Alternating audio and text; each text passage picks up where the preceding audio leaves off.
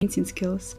I started to make this video with the idea in mind that I will give you like a checklist of things that you can do when you're, for example, finishing a painting or a drawing to improve it on the spot, or just to check for some mistakes that you might have been missing and then to fix them. I quickly realized though that what I'm gonna talk about can be helpful every step of the way from the very beginning, so feel free to use these things any way you want at any point. There are 4 main points I'd like you to consider. First, simply check the anatomy and proportions. I assume that if you use reference photos, you compare your painting with them all the time as you paint. In the same way, if you're painting from life, you're trying to replicate what you see, but there is a couple of other things you can do to check proportions or positions of the facial features. Have you ever watched some digital painting videos? Many people flip the image every now and then to see it from a different angle. You can do the same with a traditional medium. Look at your painting in the mirror, or even take a picture of your painting on your phone, flip it and see if it looks good to you and correct, or does it look somehow crooked. Analyze it and then fix what you need to fix. Another thing you can do is to turn the painting upside down or simply step away from it and look at it from afar.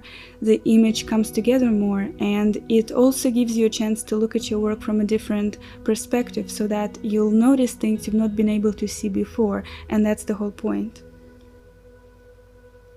Are your values in the right places? I always pay very close attention to values when I'm painting. It's crucial. Here comes a little lesson on color theory. There are 3 main parameters to describe a color: hue, value, and chroma. Hue is like the color itself: red, blue, green, yellow. Chroma is how pure, intense, or saturated the color is. For example, a gray color is very neutral and extremely low chroma. This color would be, in the contrary, very chromatic. And value shows how light or dark the color is. It's what creates the 3D form and dimensions in our drawings and paintings. In my experience, many people have difficulties placing correct dark values, and of course when the darks are faded, your painting looks flat and has no contrast, no depth. But it can be difficult to identify correct values in general, period. Like lights may not be light enough, or in some cases highlights would be exaggerated way too much. It is a very common mistake, and it takes some practice to get good at it. The least you can do is to check and make sure that the shadows are dark enough and the lights are as light as they should be. If they aren't, fix it. This will add so much more depth to your work, and I believe this alone can take your painting to the next level. I wasn't sure how to call this one, but it's important to not overdefine features or add too much detail. Forget about harsh lines and edges if you want your paintings, drawings to be more lifelike. In reality, there are no sharp edges, especially if we're talking about portraiture. Everything is much softer, more subtle and smooth. I'd like to stress that I'm not talking about blending here. There are many styles of painting where it's beautiful to leave visible strokes of paint, or styles of drawing where you leave a distinctive hatching. It simply comes down to a personal preference. Here I'm talking about something else. Let me demonstrate. This is a sketch that I think can be improved. The eyelashes are overly defined, we can clearly see the waterline, when in reality it would be much more subtle. Let's compare it with a similar sketch. You see what I'm saying? That's another example. So make sure you don't overly define or outline features, and it will significantly improve your work. Lastly, check the hues. Our skin has so many different tones, it's not just one solid color.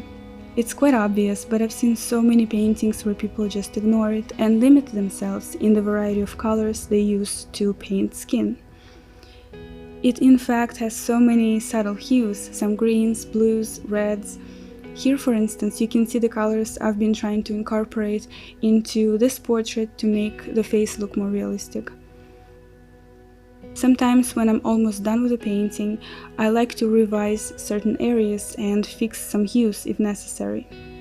There is a painting technique called glazing, which is basically applying a thin transparent layer of paint on top of a dry opaque layer, and it can help add a little more saturation or alter hues in some places.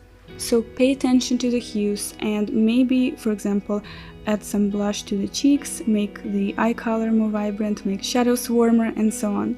And most importantly, try to catch all those hues and color changes in order to make your portraits more lifelike. I've been talking a lot about portraiture here, but really, no matter what you paint, I'm convinced that it's better to include a variety of hues rather than to limit them. That way your portraits will look more lively and interesting.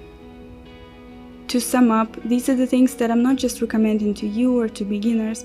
This is what I have to remind myself of time and again after years of painting and drawing, and this helps me out every time. I use it as some kind of checklist. Thanks so much for all the positive feedback on my latest videos. It means a lot to me. Thank you for any support, really. I hope this video was helpful to you, and I'll see you next time. Bye!